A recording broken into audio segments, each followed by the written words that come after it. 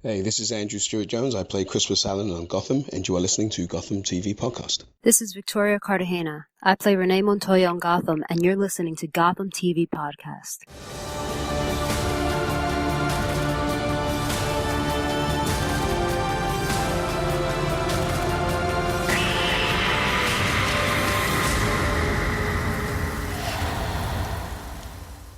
Welcome to episode 22 of Gotham TV Podcast, the unofficial podcast about the TV show Gotham and all DC-related news.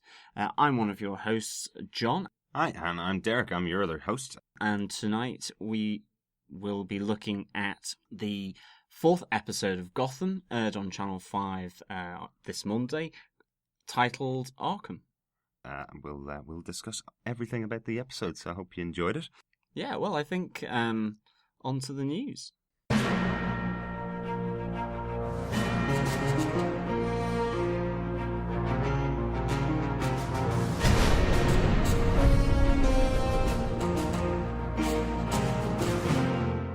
Right, well, one of the other comics companies that we won't name on this released a ton of news last week about their movies. We talked about the DC schedule of movies that were being released. So the other company released a significant amount of news last week. So there was a very scant amount of news about Gotham and the DC connected universe. But one piece that we did pick up was was ratings, which I'm going to talk about, which I delight in talking about. And John told me to stop, but of course, the week after he tells me when to stop, they release a big news, so I'm going to talk about it.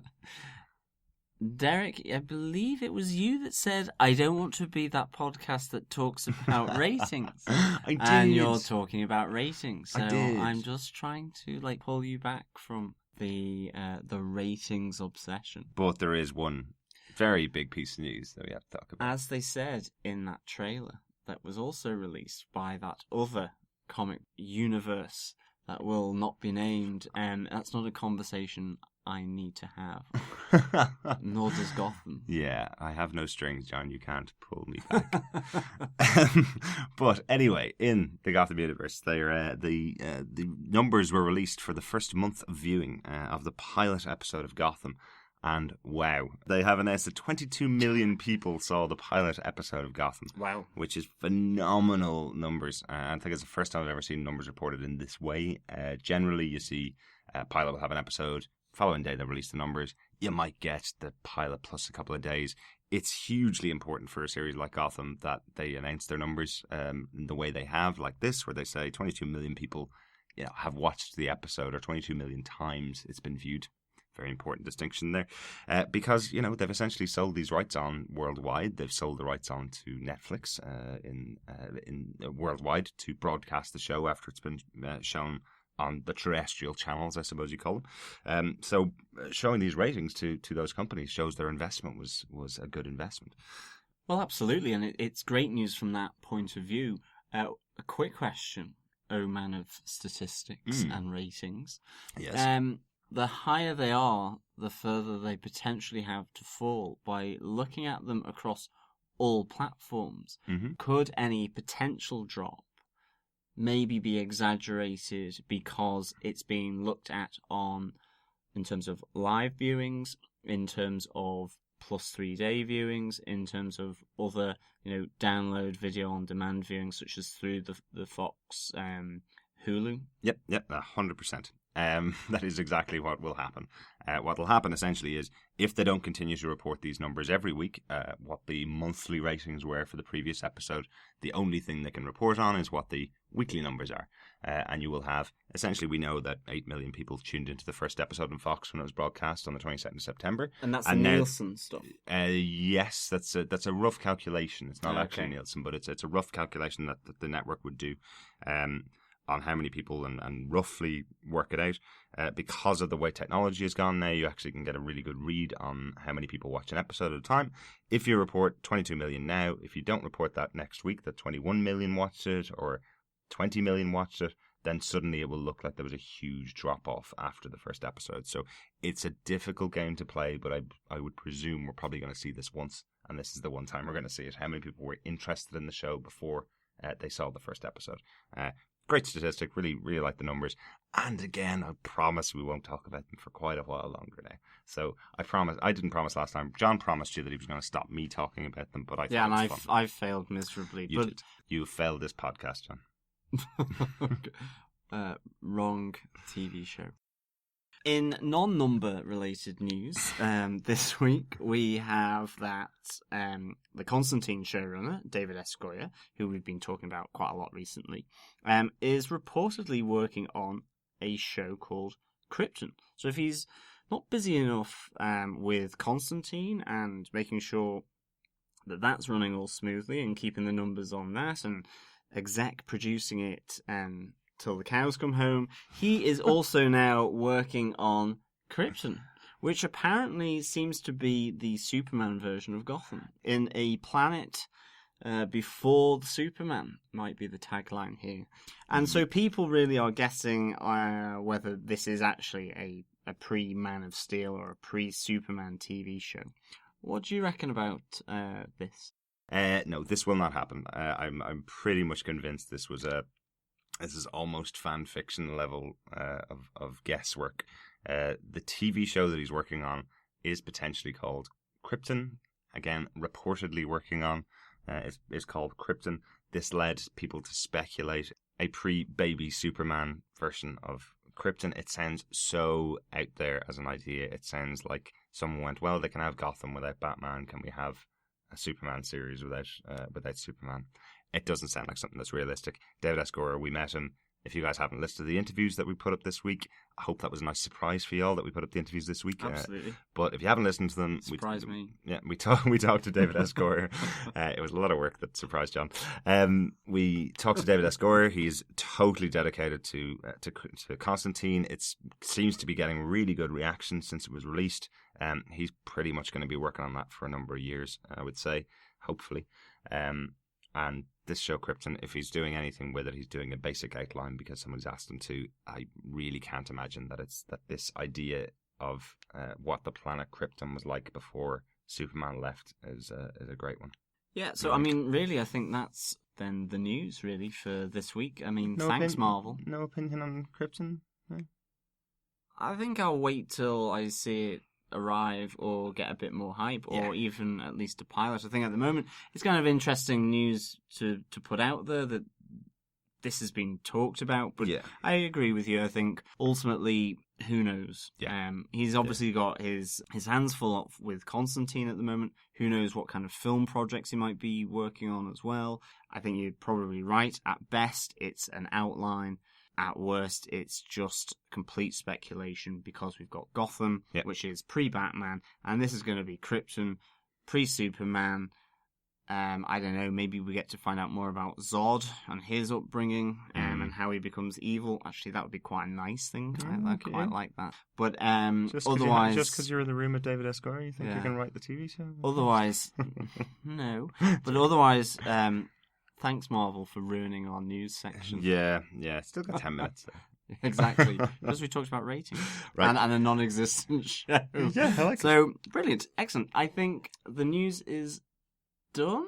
I think we should just say that if you haven't downloaded our interviews from New York Comic Con, they are available. They should be in your feed. If you're subscribed to us, if you're not subscribed to us, go to the website, listen to the interviews from New York Comic Con, where we talk to all the cast of Gotham and two members of the cast from Constantine and David S. Goyer. We can call it news. It's our news, and I hope our listeners enjoyed it. If you have any feedback or have any news that we may have missed, email us at feedback@gothamtvpodcast.com. And with that, I think we can move on to the review of Arkham.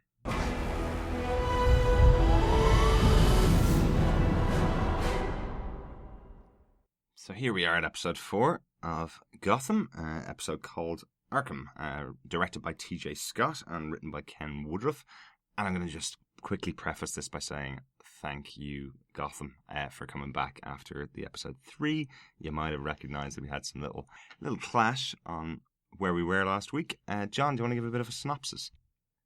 Gotham episode 4, titled Arkham, sees the show picking up straight from last week's episode, with Oswald Cobblepot reiterating his warning to Jim Gordon that there is a war coming to Gotham that will tear the city apart, bringing the city to its knees as it descends into chaos. With Jim and Barbara having relationship difficulties, he is assigned with Harvey Bullock to investigate a series of counsellors who are being picked off one by a hitman called Gladwell, just as a crucial vote is imminent in the council chambers on the future proposals for the Arkham district of Gotham. However, this plan for Arkham is split between the plan originally proposed by the deceased Waynes and now supported by the mayor. But there is another competing plan. Behind these plans are the apparent competing interests of the Dons Falcone and Mooney. But there are also other interests that appear to be at play, as Fish Mooney seeks to recruit a beautiful woman as a weapon, and Oswald Cobblepot orders a robbery on his new employer, Mooney. So yeah, Oswald then gets a new job, a promotion, out of the chaos and all the pieces that are left after this robbery that he ordered, and obviously unbeknownst to Mooney. So, I mean, that's kind of what I call style, really. Yeah, that's definitely working your way up. It's a really interesting episode, I must say. This is probably a far better episode than episode 3. I think it's one of the best episodes so far this season. I really like the machinations that are going on in the episode, particularly with Oswald. I like that he is he's a background character, and he's really kind of stating his claim here from the start. Yeah, I mean, I certainly, in comparison to last week's episode, I think this is really good. I think the actual case is fundamental to the more serialized or the bigger picture elements, and in a sense, that's what I kind of like. Is they've kind of panned back and are giving and showing us the scope of these bigger battles going on between Mooney and Falcone in this episode, and I really enjoyed that. I thought it was, I'd say, better than last week's, definitely for that purpose. Oh, absolutely. And the villain or the investigation linked into that broader canvas that was being shown to us. So in that regards, I really enjoyed it. And again, I have to say, there are elements in here that are just some fabulous scenes and fabulous bits of dialogue that I really enjoyed. Yeah. And that's what keeps coming back for me, certainly at this moment in time for Gotham, is that there are some amazing scenes within the episodes.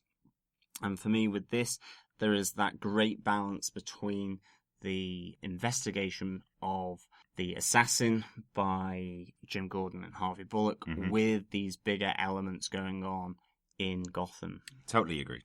And I think this is one of the best things I've seen so far in Gotham is, yes, it's an investigation, yes, it's a case of a week, but this is something that is playing into the overarching story of Gotham. For the first time, really, there's a really deep-seated storyline there. I'm really impressed with it. But let's talk about that opening. Well, exactly. What a great moment. It's a great moment, but quickly, it is an opening that picks up immediately from the last episode. The last episode, in effect, the ending shows you the opening to this week's episode, rather than the other way around. Absolutely. I love when they do that in drama shows. It's something that probably you see in soap operas very often, so that's why it's not used very often in dramas. I love this. We were very lucky, and I promise this is one of the last times I'll ever mention New York Comic Con until next year. Okay, it might not be. But we saw this with an audience. We saw the opening directly following on from last week's episode. And this lead-in with the killer, who is unnamed in the show. We saw this with a big audience. It's amazing to see that kind of reaction from an audience. It was really how terrified they were when the killer arrives, and how delighted they were with the interplay between Oswald and Jim Gordon at the beginning of the episode. Yeah, no, absolutely. Really good fun. But just quickly tell everyone what you mean by the unnamed killer, because he is given a name. He's given a name, but he stole that name from a dead guy. Exactly. So we will talk about it as we go. I didn't want to give you all the details straight up front. There's no point in listening through that. But yeah, the interplay between Oswald and Jim at the beginning of the episode, I suppose, is kind of our first focus point. Let's call it that. Great start. Yeah, well, Oswald has called himself Peter, but this time it's Peter Humboldt. Mm-hmm. And obviously has been in touch previously with Barbara Keene, unbeknownst to Jim. And that's certainly what I get, that he's arranged this meeting to come to the door after corresponding with her either by telephone or maybe by letter, or meeting her previously. I kind of get that feeling from the whole thing, where it's I think Barbara says, it's finally nice to meet you, as though she has known about this person, Peter Humboldt. Okay, all right, interesting. Not how I took it. She doesn't know that this is Oswald Cobblepot. Agreed, yeah. Even though that name has been brought up between her and Montoya. Absolutely. So that I kind of thought was an interesting element to it. Whether that was the case, I'm not entirely sure, but I certainly got that from it. Not how I took it. I think the way I took it was that it was very much that Barbara never hears anything about people associated with Jim at all. And this guy introduces himself. Randomer arrives at the door, knocks on the door, seems very friendly, and introduces himself as a work friend of Jim's. And she's kind of going, okay, well, work friend of Jim's, a work friend of mine, or a friend of mine, and is finally delighted to meet someone from Jim's world that he's been keeping secret from maybe her. It is that way, but I'd say there was an element where I suddenly thought, had he kind of been talking to her, and that's ultimately then what leads not only to Jim's freak out because Oswald Cobblepot is stood there in Gotham after he told him never to come back. Absolutely. But also that somehow he's managed to get to the apartment where he lives with his girlfriend, unbeknownst to him, yet it seems less of a surprise, his arrival, to Barbara than to him. Yeah. It is nice to see that Barbara actually leaves the apartment this episode. She hasn't really left the apartment, despite the fact that she says to Jim she's leaving a couple of times. Montoya finds her there smoking pot last week, essentially, in the apartment. Yeah. I don't know whether she ever leaves. It's nice to see that she leaves this episode. Absolutely. I think it's certainly good that she leaves the apartment.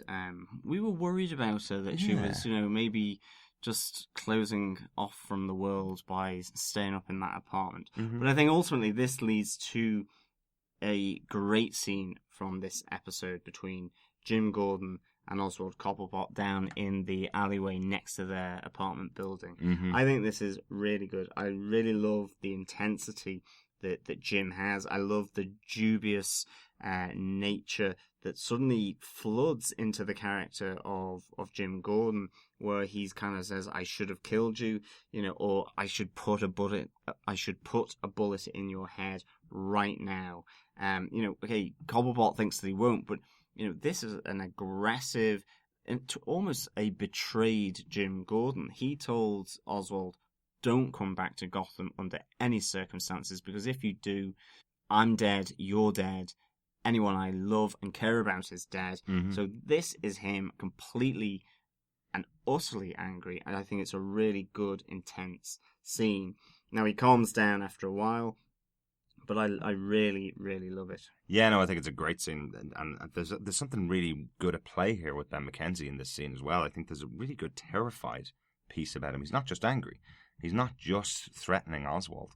He's looking around him in every direction in case somebody overhears the story of the fact that he sent Oswald out of the city, the fact that if Falcone hears about it, they're both dead. And he's saying this out loud. He's obviously angry enough that it's a loud conversation, but he doesn't want anybody to hear. He's terrified that somebody might hear. Excuse me, that's a better way. But that's what I mean. It's an anger coming from the fear of what this means, that he has come back and he has made himself known to Jim. I mean, he could have come back and not done anything, never showed himself or whatever. Maybe gotten picked off eventually, and Jim, unbeknownst, could have gotten coshed over the back of the head, put in the back of a car, and dumped in the river himself without him knowing. But this is like telling him, "I'm here, now you know." So that fear becomes part of Jim, and that's why he's angry. Yeah, it's that anger. In fact, he makes the point in this line here where he essentially says to Jim, "I'm back. Use me." And why should he use me? You want to save Gotham? I can help you. I can be your secret agent. Until Falcone finds out you're alive. Nobody looks for a dead man. But I do also wonder whether behind all of this, there is a double bluff coming from Oswald. That Jim Gordon is essentially his Joker card. It's his power card. He is saying, trust me, I can help you. I can be a snitch. He's introduced as a snitch for Montoya and Allen already. So yeah, we have this here again. Use me. But part of this as well is, I think he is obviously using Jim Gordon here. I think he is setting up the whole reason why Jim connects with this investigation. He talks about this war, that there will be so many deaths. I can be your secret agent. As you say, no one looks for a dead man. But this idea that war is politics by other means, and politics is just money talking. Arkham, he tells Jim. Mm-hmm. Arkham, of course, after Jim asks, well, what is it? And to me, in these few lines, I just wonder, is Oswald Cobblepot teeing up Jim Gordon for this investigation, and then how it plays out? I wonder if he is being used and he is being set up down that line of inquiry right from the outset. And I think we'll probably explore this a bit further later on, because this is kind of one of my theories of this particular episode, is that Oswald is setting Jim up here on this investigation, and whether he is causing the investigation effectively. Well, absolutely. No, there's definitely some stuff that will play out as we go through. Oswald is definitely making a play here. This is probably the biggest play we've seen him make since he returned to Gotham. He's putting his plan in motion, essentially. That's what it feels like. It feels like that scene we talked about in episode 2, where he's sitting staring at the plans of Gotham. We talked about it last week, where essentially part of that plan was to move in a Mooney, because he didn't know much about that side of Gotham. He knows all about Falcone, he knows all about Fish Mooney. Now he wants to move into the Mooney side of Gotham, and wants to learn about that and make his move with all those pieces in place, essentially. So, really, really interesting. We then get introduced to the wonderful character of the unnamed killer. Also known as Richard Gladwell. So let's call him Richard Gladwell. All right, we'll just Gladwell. We'll start out as Gladwell then, yeah. But he is an unknown killer. Yeah. So it's essentially he's played by Hakeem Kai Kasim. Really interesting character. He's terrifying on screen. Yeah. And I know that for a fact because it was, as we said, 10,000 people who were watching it at the same time as us, in a big room, who were all terrified by him. It was a brilliant scene. Really, really good. He's hired essentially by somebody. We'll probably pause it on that as we go along. But his targets as they go along are 2 councilmen and the mayor. We're introduced to him taking out Councillor Jenkins and his aide, and he has that pokey thing. This is definitely something that should terrify you. Yeah, it did. Yeah. Well, no, I think everyone has that eye thing, and that was just don't look down that. Just please. I was kind of there going, please, Councilman's aide, please don't look down that thing. It can't be good. It's got studs on the outside. It doesn't look like a telescope. Why would you? Do not look into that. Yeah, invention. Absolutely. Yeah, and it was kind of... That was... Yeah, it was just that creepy bolt that comes out and into the eye, and it's just like, oof. It's kind of like... It's almost like dentistry, but involving the eyes or something. So it was really, really good. It made me squirm. Oh, definitely. What a great introduction to the character, though. Really, really good. And again, I don't know how they're getting away with this at that time of the day, or that time of the evening in the US. Over here, it's after 9 p.m., obviously, so you expect a bit more violence than probably the show's going to deliver at times. But the murders that this guy commits fantastic if you like that kind of thing.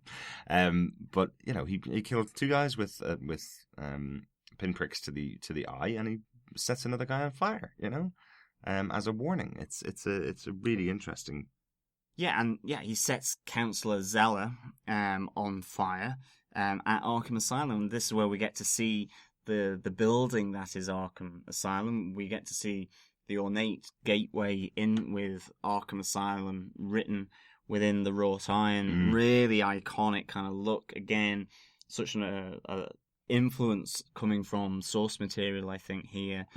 For sure, it looks really, really good. And I do think that the question that we have to ask here as an audience is, who is employing Richard Gladwell? Absolutely. The unknown killer. Who is employing this hitman to bump off the councillors. Go on, positive theory. Well, I'm saying it's because ultimately the way it pans out, and I think this sets up the investigation of these murders for Harvey Bullock and Jim Gordon to investigate, ultimately leads them down a route which is suggesting that Councillor Jenkins was in the pocket of Falcone and was taken out by the hitman on the orders of Mooney in order to essentially even out and level or weight the vote in the council chambers to Mooney's big plan for not only Arkham, but for his entire family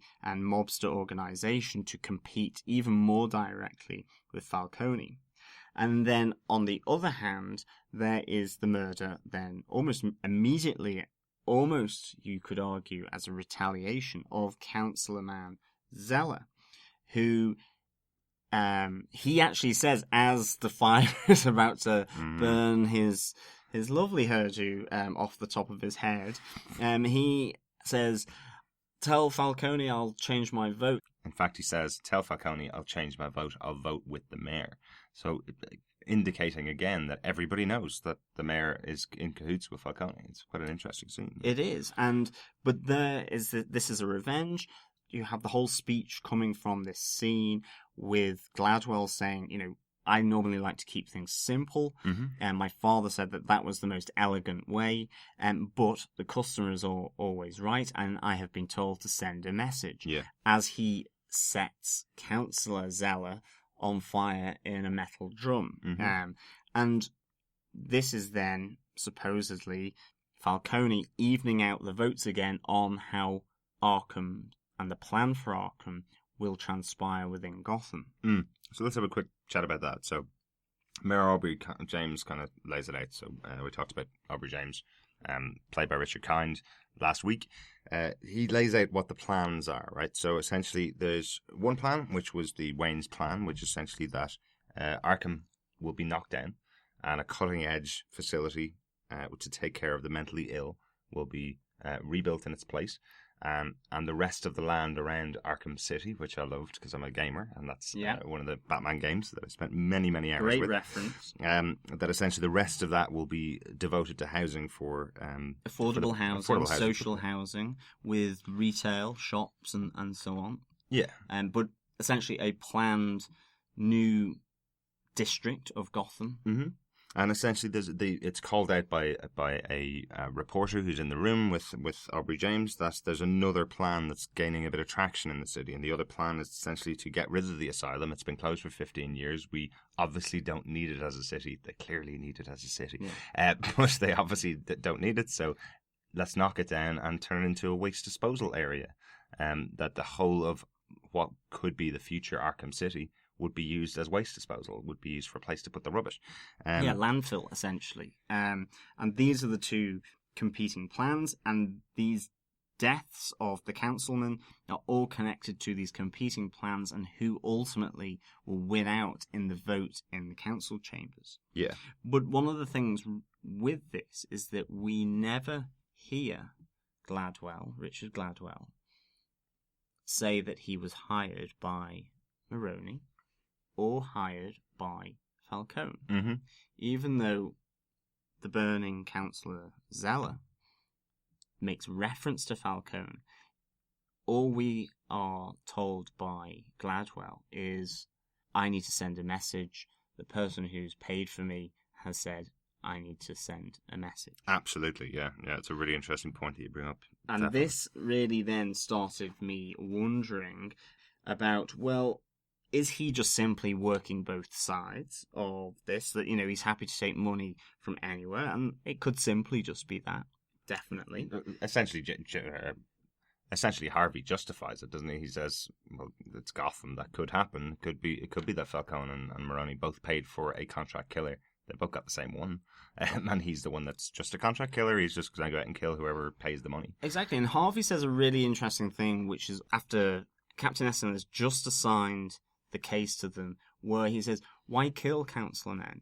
Because if you do, another one will crop up in their place asking for money to be bribed. Yeah. This is Gotham. Yeah. And in a sense, what you would expect is that the bribery would just keep getting bigger and bigger and bigger for them to change their vote.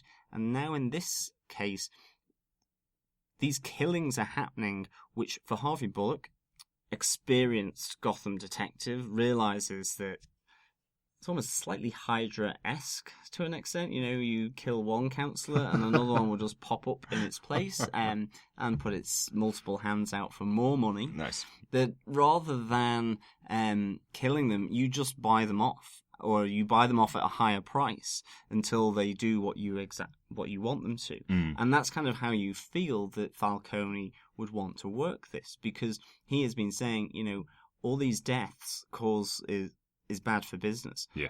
It causes unease and everything gets unsettled. And organised crime and good business need a settled environment of some description. And so then I thought, is it then potentially Oswald Cobblepot? You have him teeing Jim up that it is this battle between Mooney and Falcone at the start, down the alleyway, that I'll be your snitch, I'll tell you everything. We see him later on in the episode doing a little phone call to Jim, saying about who one of the next targets will be, and that this is actually a Mooney hit. He's the one that's saying it's a Mooney hit. And again, we have the question over, you know, Mooney's exact instructions from the scene earlier about doing a hit. Is it to do with this whole councilman aspect, because you never hear him talk about the death of the councilman. Yeah, absolutely. So it's a really good point. Is it Oswald? Has he teed up Jim to go down this line of inquiry and to set this up? And then I kind of thought it could also be Fish. We see a lot of things going on in this episode with Fish Mooney, you know, what's going on. But for me, I have a feeling it might be Oswald playing off both sides, and he is using Jim as his power card, in a sense, within the GCPD to influence the course of this investigation. Whilst he does something else towards Mooney that maybe doesn't have Mooney's full attention, because he's worried about this whole vote and maybe how the vote will go. So that's kind of my theory on this, really, at the moment. Well, let's step it through. So we got 3 attempted murders, plus the attack on Mooney. So if we take all 4 of those together, right? We've got the Falcone Councilman Jenkins, who gets killed and by stabbing through the eyeball, and his aide, who get killed. We got Mooney's Zeller, the councilman for Mooney, who gets brutally burnt in the area of Arkham. We got Mayor Aubrey James, who gets attacked in his home but not killed. And we've got the attack on Mooney's business. You think all 4 of those are orchestrated by Oswald? I think that's a really good theory. I think it's very possible that he essentially chose the right councilman to send the message to Falcone that Mooney was attacking him, the right councilman to send a message to Mooney that Falcone was attacking his idea, and then attack James Aubrey, who essentially is the one that makes the decision of which way we're going to go. Send some chills up the spine of Mayor James, that he makes the decision as to who gets what when it comes to the redevelopment of Arkham. So essentially Oswald is in a bit of a power position now. Really, really good point. Yeah, I think potentially, you know, from beneath. And then kill off the manager of the restaurant so he can get a better job. Yeah, from the shadows. And a suit. Yeah, and a ton of money. Yeah. So from the shadows, he is maybe orchestrating elements of this, because we don't really hear or see that it's necessary, other than maybe with the mayor, Mayor Aubrey, that has been done by any of the 2 big dons, that these murders of the councilman have been done by any of the 2 big dons, Falcone and Mooney. And for me, it would make sense that Falcone would do it with money, certainly for politicians, rather than by force. Yeah. Maybe it's real, maybe it's fake, but this whole theory that drives Jim and Harvey's investigation about being Mooney and being Falcone trading shots between one another. Comes out the next day at the murder scene of Councilman Zeller, where essentially his ashes are still in the drum. He's completely fried. And, Harvey Bullock's there kind of saying to Captain Essen, I didn't say he was wrong about this whole theory between Mooney and Falcone. I just wanted him to be. He wanted him to be wrong. He didn't want to start investigating these two big criminal players within Gotham and this whole Arkham vote. And so... Well, probably because it's a very new thing as well. It's essentially nobody kills councillors because they just ask for money and it's easy to pay them off. Exactly. Yeah. And so Harvey Bullock is kind of slightly suspicious here as to why Jim has kind of come to that immediate... theory for this investigation as well. He becomes a bit suspicious of where are you getting your information from for this, but it's a good little macabre scene anyway that plays out behind all of this, with the fact that there is this smoking Council Zeller and just sort of in the background in the drum smoking away, complete toast. And it's quite nice. And Edward Nygma comes in and talks about the connections between these two councilmen's death then. And that's where we get, within the episode, this link. Yeah, I love Edward Nygma in this scene. I think it's really funny. I love his discussion with Harvey. Once again, he tries to pose a riddle to Harvey and is shot down very quickly by Harvey. Ed, what you got? I have a paradox for you. What? Well, a paradox, detective, is when you have... I know what a paradox is, smartass. What paradox? We have a paradox. We have a paradox. What is it? A paradox is, it sounds like something directly out of Airplane to me. I just think it's a really good line. Really liking Edward Nygma as well in this scene. But yeah, you saw the...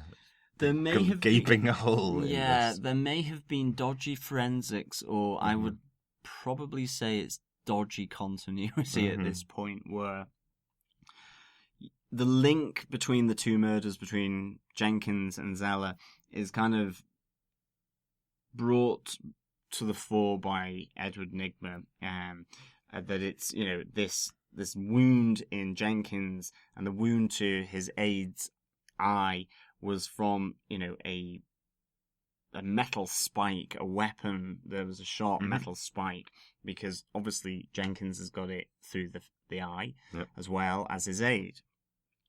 But you hear Edward Nygma arrive, deliver this theory. You never see him around the body of Zeller in the drum, smoking away. And that, to me, there's just a little bit of continuity. And then he says that Zeller has also got the puncture wounds. Yeah, how did he know? Yeah, how does he know? Because he's still... To be honest, Gotham cops probably throw the bodies back in the exact same location. It's probably easier to bury them if you stick them back in the bucket. So maybe that's it, rather than a continuity. So it was just like, even if, say, Harvey and Jim arrived at the scene and Edward Nygma was there looking, poking around, found that puncture hole and said, oh, there was one in the councilman and his aide previously, and you get the link that way. Yeah. Maybe he had been there 2 hours before Harvey and Jim arrived, but it just was a slight bit of continuity error, which I think it's worthwhile pointing out. It showed I was watching intently. I'm very impressed. or either that, or Nygma is just that amazing a cop that he can actually see this from distance. Quite impressive. Let's talk about Fish. Let's talk about Fish Mooney's plan throughout this episode. It seems like a very parallel story. She's totally going down a different path. She seems to be just auditioning singers for her club to begin with, but very much she's seeing what's happening with Falcone and Mooney, and she obviously knows this is going to take her down if she doesn't have a plan. Essentially, we don't know what the plan is by the end of the episode, but I really like the way that she's dealing with the singers. She's got a girl up on stage who's singing an Echo and the Bunnyman song, and then asks her the first question. What's it? The do you like girls or boys? Come and seduce me. Come and seduce me. And then okay, I'll pretend to be a boy, kind of thing. Yeah, this is a really intriguing storyline, definitely. Yeah, and I love, this is the one piece that jumped out to me is just after the singer walks away. She's never named in the episode, but just after she walks away, Butch Gilzean questions what Fish Mooney's doing. Why she sounds like she got a good voice, she's got a good set of pipes in her. What's wrong with you? What's wrong with you? Why don't you just choose her to sing in the bar? And she says this line here. That's a good-looking girl. Look at me. I ain't looking for no girl. I'm looking for a weapon. And many people have commented on the delivery of lines by Jada Pinkett Smith from the first episode. This really reveals to me why she's been delivering lines that way. She's been in interviews before and she's talked about the fact that she's trying to create a character from scratch. She's never, there is no Fish Mooney in the comic books. Yeah. A lot of people have some kind of guidance that they've taken from the comic books. She's trying to create a character that could live in that world. She's just let her mask slip in front of the only person she trusts, which she said in the first episode. She says Butch Gilzean is not for turning. Essentially, he's the one that she knows is truthful to her at all times. And when he questions her authority and questions her motives, she lets it drop and just goes for the, as we heard there, the I ain't looking for a girl, I'm looking for a weapon. That's real back to the streets. She's back to where she was before she got to this position of power. It is. It's a great line, and I love the click of the fingers beforehand and kind of the point to, you come here right by where I'm about to speak. It's almost her version of whispering to Butch Gilzean of her true plans, and it's stood out to me as well, or being a really, this is a business end discussion that I'm having with you. I would normally do it in my office, but you get here now and stop questioning what I'm doing, because this is what I'm looking for, not a singer, even though that's what it looks like. And this is really intriguing. This, this girl singer, it just looks like an act for the stage for the Friday or Saturday night that's auditioning. And then you get this whole, it's not just simply the singing that she's looking for, but it's almost how this girl would seduce someone. And she kind of seems slightly unimpressed to an extent with her seduction technique. You're just a bitch. You went for a massage. Like, that's not really seduction, is it? That's quite impressive. Okay, right. Maybe. I don't know. Maybe. Maybe. I like the reaction, but I love. Depends whether you got a knot in your shoulder. That is true. That is true. I like this first singer is very much. I'll do anything to do this role. When we introduce the second singer, though, she says all the right things. The first singer, says all the right things. The second singer, when she's asked, is like, yeah, I don't know. How long have you been singing? A while. Do you want a job like me? Maybe. What would you do? What do you need me to do? It's very different. So the things that are said about the first singer are all the right things that you would expect someone to say. Things that are said by the second singer, Liza, completely the wrong things that she says when she's asked the questions. You wouldn't give her a job based on the back of an interview. So I think that's and what she can't sing particularly well either. I like Spellbound, the song that she does. And that's quite... I'm not talking about the song. I'm talking about, this is the opposite reaction that Fish Mooney has compared to the first. That she's kind of, I don't know, the pipes on this one is not necessarily as good as the previous one. And yeah, she's singing Susie and the Banshees, Spellbound, which finishes off.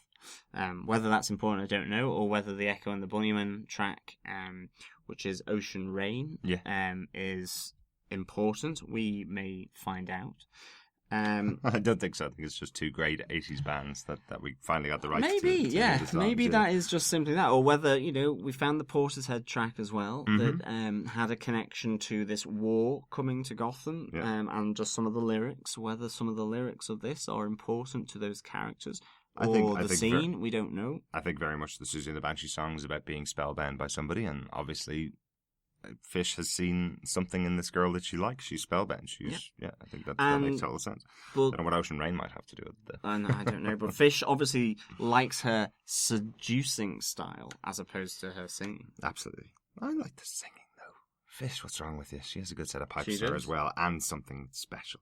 But yeah, it leads into the wonderful. Personally, I feel it's such an homage to Christopher Nolan. We're back to our homage to Christopher Nolan moment. Yeah, absolutely. It leads into Nod to Nolan. Yeah, it leads into Joker Watch.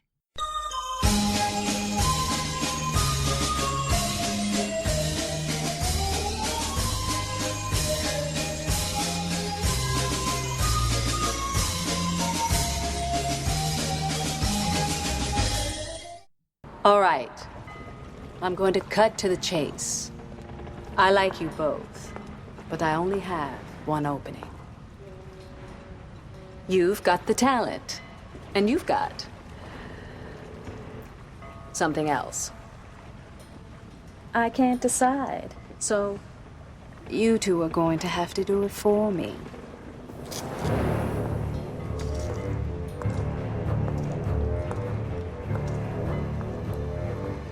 You want us to fight for it? So Joker Watch for this week is essentially the fact that they've essentially stolen what Joker did in Dark Knight between these two singers, make them fight it out. Tell them only one of them can have a job, and give them a moment to fight it out and decide amongst themselves which one will take the job. Yeah? Yeah, no, absolutely. And this is, I mean, are we still stretching? No, I mean, it's a definite nod. I mean, yeah. The Joker in The Dark Knight comes into the room as a dead body in a black bin bag because one of the mobsters has put a hit out on him. Mm-hmm. Guys bring him in, he sits up, and he then kills this particular mobster. His two goons, the Joker snaps the pool cue, hands it to them and says, I'm expanding. You want this job, there's only one available. Fight out amongst yourself. Fish Mooney here, essentially, minus snooker cues, pool cues, is there's only one job available. I like the singing from you, and I like your seduction technique. Now, which one of you wants the job?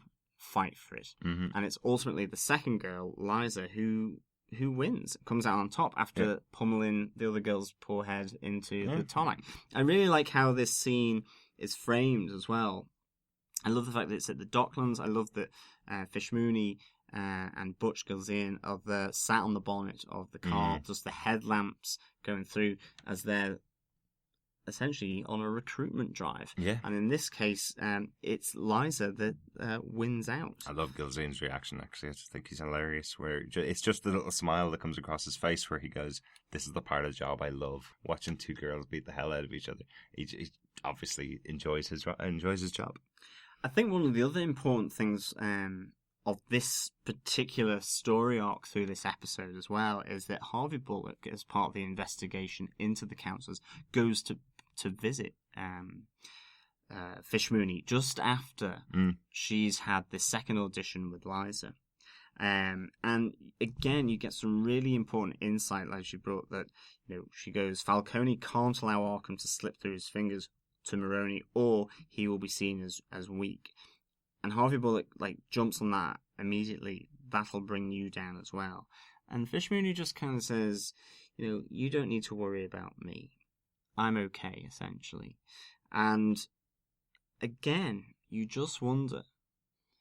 She's obviously putting some form of plan together. So again, I did kind of have that question in the back of my mind for this moment. Well, is she there, or is it Oswald, trying to heighten the paranoia between these two guys? Because ultimately, both Fish and Oswald want to replace these two guys, and in fact, Oswald also wants to replace Fish Mooney and take out 3. Fish Mooney certainly wants to take out these two big crime lords, Falcone and Maroni. So is she behind Gladwell, the hitman?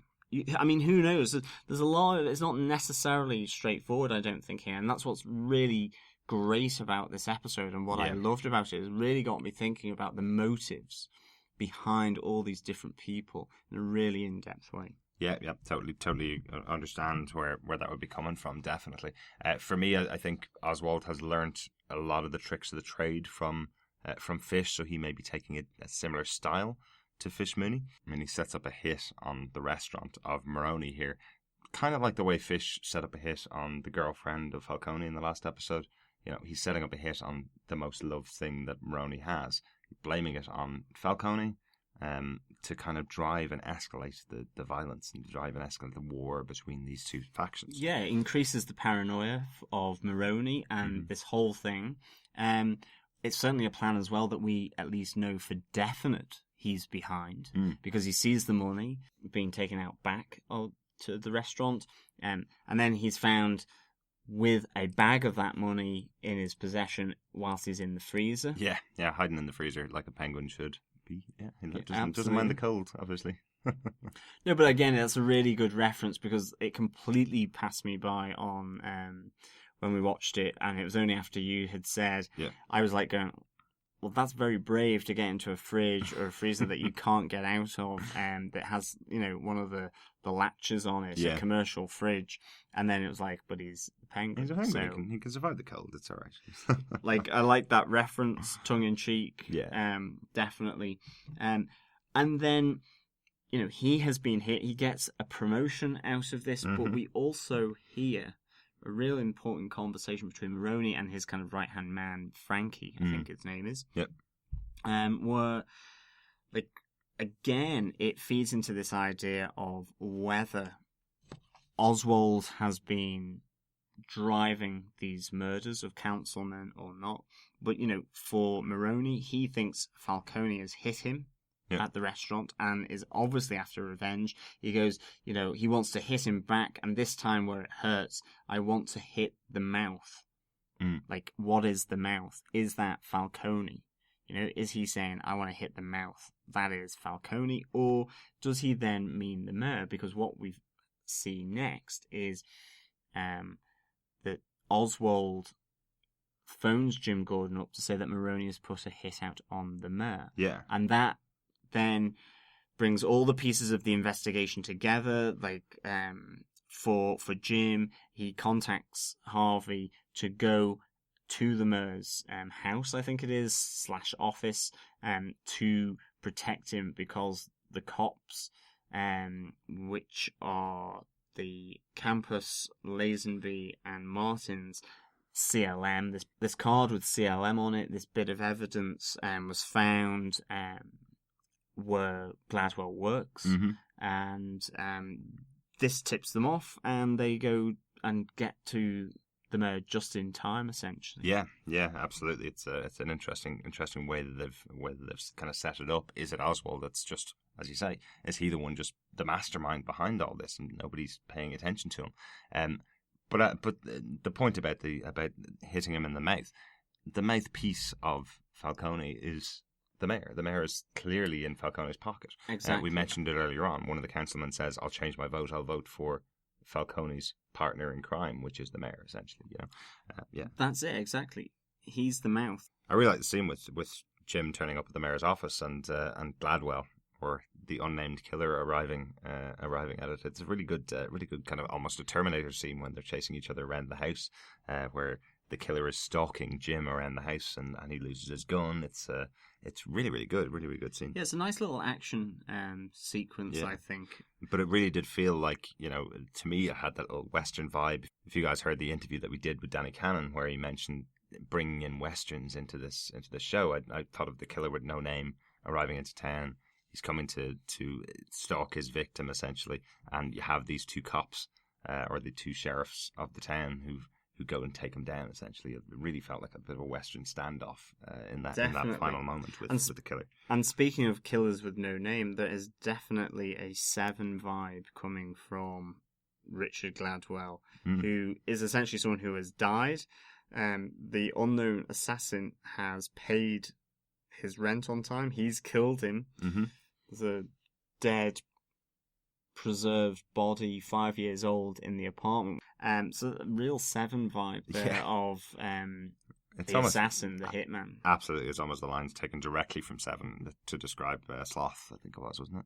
But yeah, so this is what spurs the mayor on to take his final position on what's going to happen to Arkham, which is what this whole episode is essentially about. Fundamentally, it's about what's going to happen to Arkham and what's going to happen to the development of Arkham City.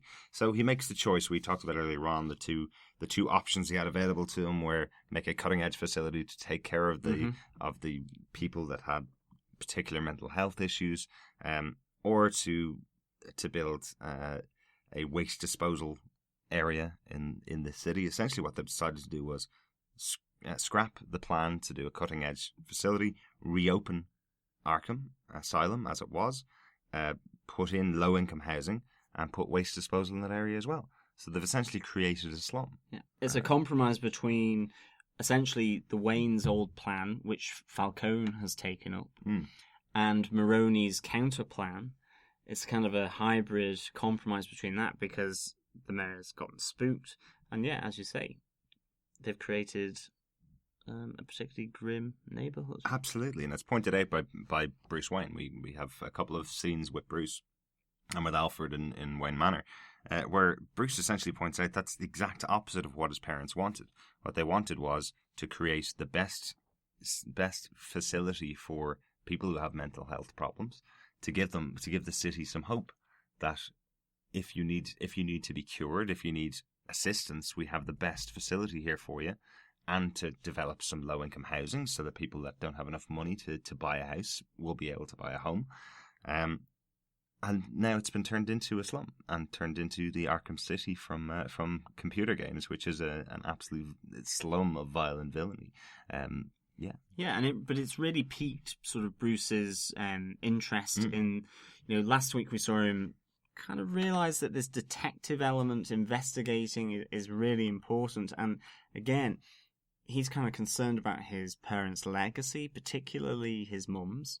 He wants to know that is kind of almost being sort of honoured in a sense. Yeah. Like, that's a big concern to him. But also then, because of what's happened, because of what Jim comes to him and says, is whether then, as well, is there a connection between this stitch-up, the competing interests around Arkham, and his parents' death, because they had proposals on the table for this whole area, and all of a sudden it's become a battleground for, as Maroni describes, land. Land is the new sort of thing and wealth and weapon that I can use against Falcone. Yeah, absolutely.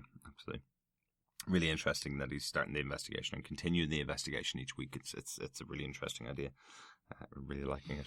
I think after that, then the only thing after that was a brief scene where Fish Mooney is sat with the victorious Liza after she's beaten the living daylights out of the other artist, unnamed singer, the artist unnamed, formerly known as Prince. No. And she, she's there and she says Falcone took a shot to the body, a few more and he might just go down. I got you just in time. And that is a great scene until she says, I got you just in time. I wish she hadn't said that. Really? Because now we know that this singer is potentially to add those additional shots to the body for Falcone to go down. Yeah, interesting. Okay, we don't know the specifics of it, but we know. I mean, we knew she was going to be a weapon. I don't know. I just felt that could have been held back somewhat. I don't know. Partly, I felt it could have been held back, but for me, I think that scene confirms that Fish is not the one involved in the deaths of the councilmen, that she's protecting herself, and she has decided to protect herself because of the deaths of the councilmen. I think it's a really good scene for that purpose. I think it's just her kind of going, uh-oh, I can see things are going down around me. I need my extra plan. I need my plan B that I told Harvey I always have. Don't worry about me. I have a plan B. She's only just got her plan B now. Essentially, she's confirming that at the end of the episode. Yeah, for me, kind of backup plan. Yeah. Maybe. As I say, I just kind of thought, it's a kind of a bit like with the Blue Man. I wish that it kind of maybe just been stretched over a few of the future episodes. Perhaps, but I think the one thing that it confirms is the Fish, when she needs a plan, she gets it quick. Which I like. The scene that kind of I struggled with watching the episode. I think it's a funny scene. I suppose, but the cannoli scene at the end of the episode with Oswald bringing some food for the criminals who just committed the crime. They all sit down. Every single one of them don't question the fact that he's brought over a box of treats for them. Eat them all at the same time and then die from poisoning at the same time. It just feels a little Tim Burton Batman, I suppose, would be the way I'd put it. You see, that's kind of which is a good thing. Which is a good thing. Well, I kind of quite liked it for that, and it's funny, but a little silly. It is a little silly. It's but it's also, I think, again, it's a reference to maybe certain portrayals of Oswald Cobblepot or the Penguin. I can see when some people are joking that Oswald Cobblepot is the Joker because he's doing these kind of crazy little things that he's doing. You see, I do think that it's a lightness of touch being brought to it, but this to Gotham, and I think in the spirit of Batman 66, there I'm going to say it, it's bringing that lightness of touch to Gotham. But I think Robin Lord Taylor, he does straight out and out evil, creepy stuff incredibly well. But I think as well he gets the balance right where he is doing something that is a slightly off kilter. Yeah.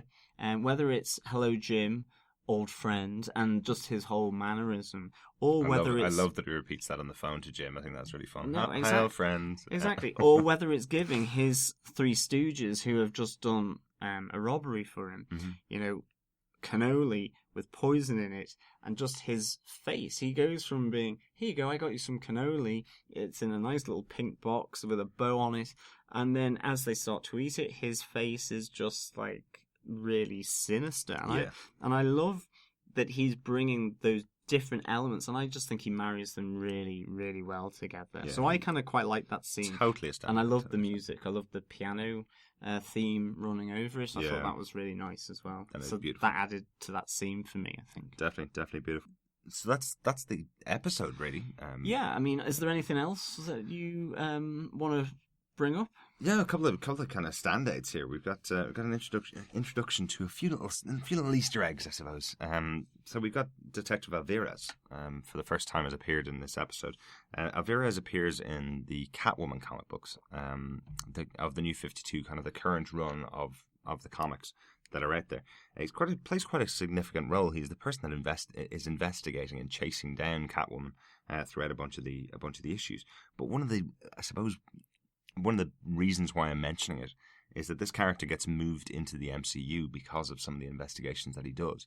He gets moved into the Major Crimes Unit. So I wonder, will this mean that he'll join Rena Montoya and Crispus Allen in the M.C.U.? Maybe, because certainly Captain Essence said he was doing a lot of overtime. Yeah, absolutely. So, work hard, and the rewards are endless. Or to get out of the GCPD, yeah. One other one? Yeah, what's the other one? The other one is Minx, right? The character of Minx. So that's the guy with the big beard, big bushy beard. So that was in the Gotham State Penitentiary. Yeah, the guy who's interviewed by Harvey and Jim. Had to look it up, but the minute I looked it up, I was laughing because there's a character called Mickey the Mink Sullivan, who appears in The Long Halloween, which I read last week. Some of our friends on Comic Book Time Machine just did a review of it for Halloween. The fantastic story arc that is Batman: The Long Halloween. This character plays a part in some of the issues of it. He essentially is a character who's a leader of the gang called the Irish. I can say that. In the book, they're hired by Carmine Falcone to eliminate Harvey Dent. So I wonder if that character is going to come back in future. Maybe. I think he might be brought back by Carmine Falcone when Harvey Dent enters the picture. He very well could do, and that would be really interesting to see. And hopefully it's one of those things where, he has been picked for that particular reason, not just simply he's thrown in because it's someone that he is has a role maybe in future episodes. I mean, if he doesn't, there's no harm done because it's a nice little reference in its own right. Absolutely.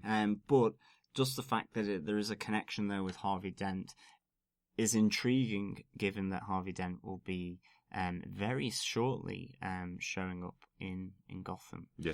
Do you have anything else that you wanted to? I think the only other thing, and we've not really discussed it too much, but Jim Gordon and Barbara Keane do have relationship issues in this episode. Very much seriously. Montoya gets brought up, and this annoys Jim. And we haven't really, we've kind of, this episode we've mainly focused on the main through line of this this power play between Maroni and Falcone. It's so interesting and so well worth talking about, definitely. And the possibility that maybe Oswald has a hand in it, or even Fish Mooney. That we haven't really discussed this other little element, I think, really, that it isn't a main thing running through it, but I suspect it will play out in future episodes. But the whole distrust coming on both sides of this relationship, where Barbara obviously wants to have Jim open up more to her. She asks him the question repeatedly, who is Oswald Cobblepot? Yeah. And she wants to know. She feels it's her right to know. And Jim is kind of like saying, well, I just can't discuss this stuff with you.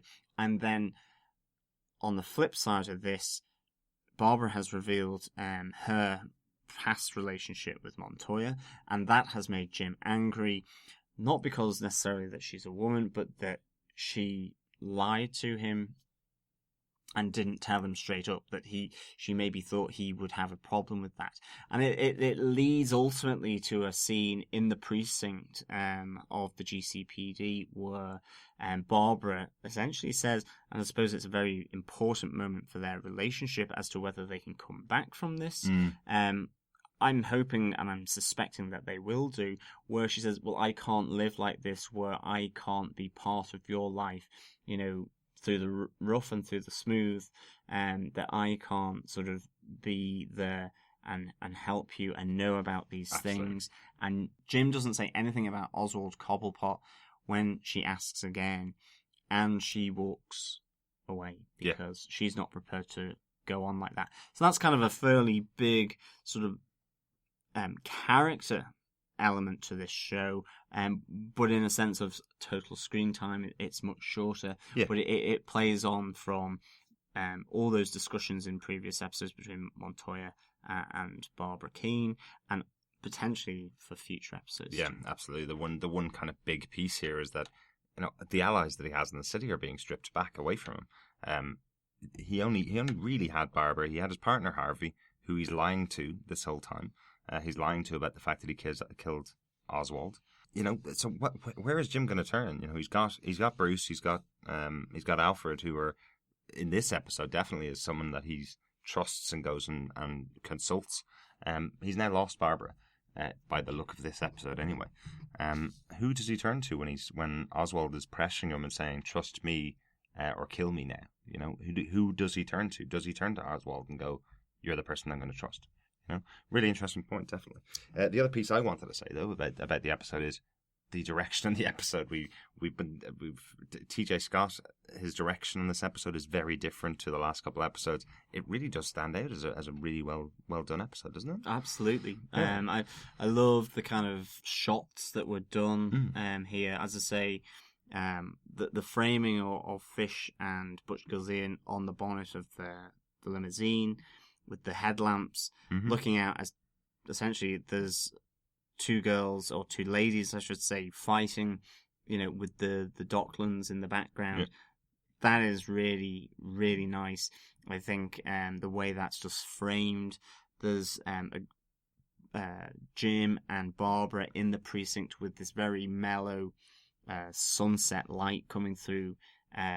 Is really nicely lit, really well framed as well, and I think there's some really great elements, and just the intensity of that opening scene between Jim and Oswald in the alleyway as well. I mean, that is really one of the great standouts. I think it just really felt like the pilot again. It felt like I didn't notice I missed it until I saw something like this episode. I didn't notice I'd missed that direction, and yeah, I think it's been really good. That's all I have for this episode. That's all I have. I think if you have any comments or any feedback on episode 4, Arkham, then of course please send in your comments and thoughts. And if you have any thoughts on what we've discussed here on the podcast, send it to feedback@gothamtvpodcast.com. You can, of course, contact us on any of the social handles that we have, Twitter. Social handle sounds bad, doesn't it? It does really, doesn't it? Social media handles maybe okay, might we'll be go for better. Yeah. On Gotham TV Podcast on Twitter, Facebook, Google Plus, Tumblr as well. Yeah, thanks very much for listening to this episode. We can't wait to hear your feedback. With that in mind, on to the feedback. You know I'm a man that shows appreciation when appreciation is due. So feedback of a bit of a different sort this week.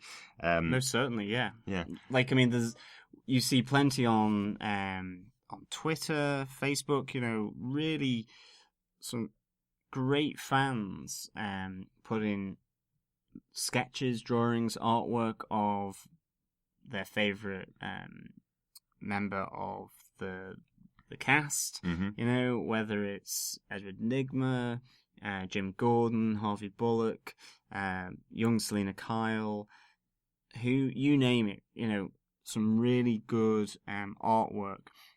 But we're also aware of some other kind of art in a different way. Absolutely. One of our followers and one of our friends actually on Twitter, Lady J, from episode 1, when it was revealed there was a relationship between Barbara Keane and Rena Montoya, our friend Lady J, who's a DJ, essentially set up a playlist on Spotify of songs that these two characters would have listened to when they had their relationship, the teenage Key Toya, as she dubbed them. So we thought we'd share it with you guys. We've got the link to the Spotify playlist in our in our show notes. Go listen to it; it's really good fun. It's really good fun. There's some really good tracks in there, and certainly I kind of like the Sarah McLachlan stuff. Absolutely. I don't know where I became a fan of Sarah McLachlan, but I did at some point. Yeah. So it was really good, and we were bouncing back and forward about the tracks on there, whether maybe they should have an engagement album for Jim and Barbara, and then a split up album, potentially, the way things are going after this episode, or maybe whether that needs to be developed as well. So it's really interesting because it's a musical thought on the relationship of Barbara Keane and Rena Montoya before Jim Gordon came on the scene, and it's a really interesting kind of idea, actually. Absolutely. So check out the hashtag Ketoya, so Keatoya. Yeah. They're definitely shipping that. Or just go to our show notes and go onto their Spotify playlist. It's really good fun. Really good fun album. Right, that's it for feedback for this week. We don't really have a huge amount of time this week, unfortunately, so we'll get to some more feedback next week. Send your feedback to feedback@gothamtvpodcast.com. And obviously follow us on Twitter and Facebook and send us some feedback on there. Absolutely. And we just finally have some breaking news that's happened. We've got our breaking news. Whilst we've been on air, exactly, we do. I'm sorry to interrupt right now, but we've been informed of some breaking news here in Gotham.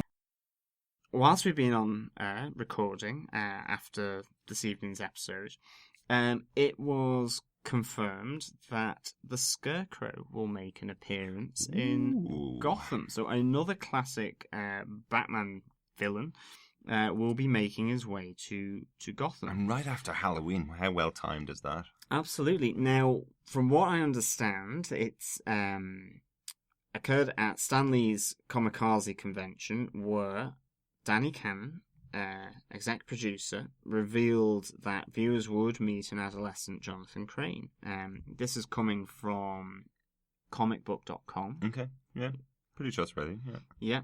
And that the Scarecrow's alter ego, Jonathan Crane, would be an adolescent, would be in that age range of Selena Kyle and Bruce Wayne.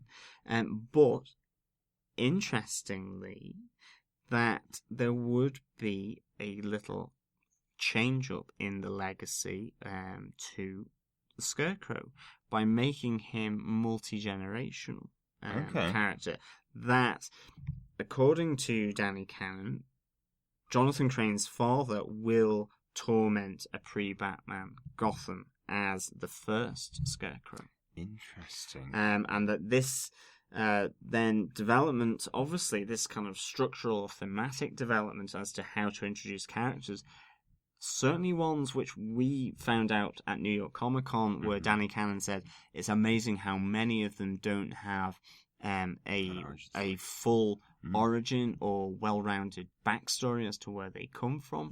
That this could be another little element of helping that development. What do you think of that? What do you think of that as an idea? I think it's a usual comic book, graphic novel way of dealing with these things. Whether it's a reinvention, whether it's a reimagining, or whatever, this is a ploy I think that's used quite commonly in comics. I mean, for example, you have with Dr. Fate, for example, you have many people have taken on the mantle. Many people have taken on the mantle. Yeah. This could be the same thing. Interesting. Green Goblin, Yeah. I think for me, I don't know. I'll definitely be reading more into this story in the next couple of days. But for me, I'm kind of wondering why you do it. You've got Scarecrow was a minor league villain for Batman. By the time Batman Begins came around, he was a very, very small character that you wouldn't see very often at all.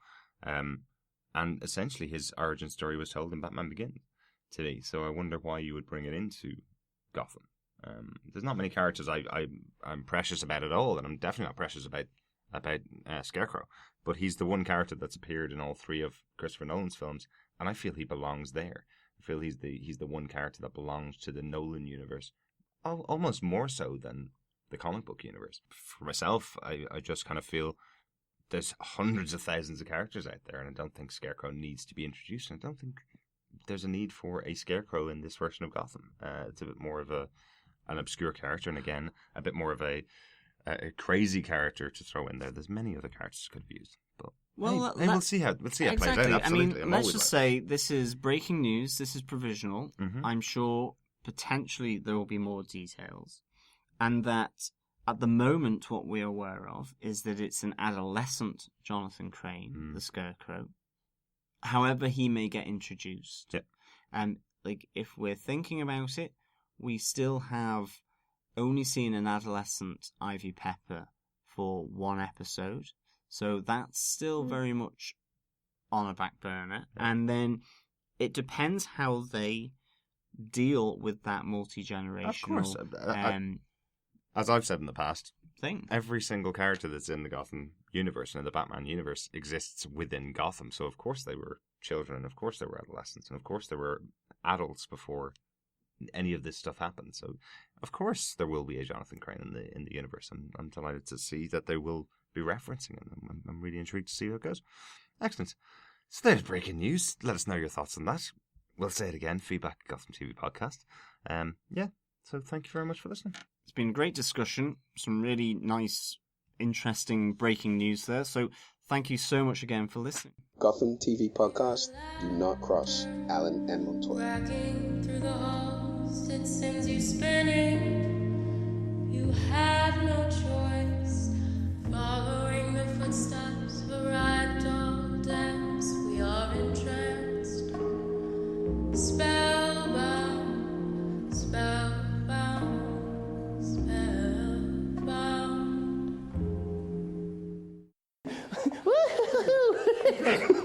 And wow, I don't talk about numbers very 22 often. million, wasn't it? Oh my God. Spoilers. Yes, 22 million. Yes, they have announced that 22 million people saw the pilot episode of Gotham. Wow, which is phenomenal numbers. I think it's the first time I've ever seen numbers reported in this way.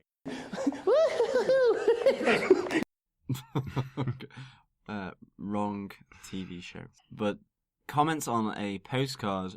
What job do you think Derek has? Does this involve A, numbers, B, numbers, or C, numbers? Maybe. Does it involve A, statistics, B, statistics, or C, statistics? On to the next step. But being that Barbara Keane has pretty much been like Rapunzel for the last couple of episodes, where she's been staying in the apartment for so long, she's probably pretty delighted to see someone turn up at the door that isn't Montoya, who's broken in essentially with her old key. So she must be delighted to see anybody, really. I would say so. Which are the Campus, Lazenby, and Martin's CLM, this big bit of clue. Yeah. It's raging clue. This bit of evidence.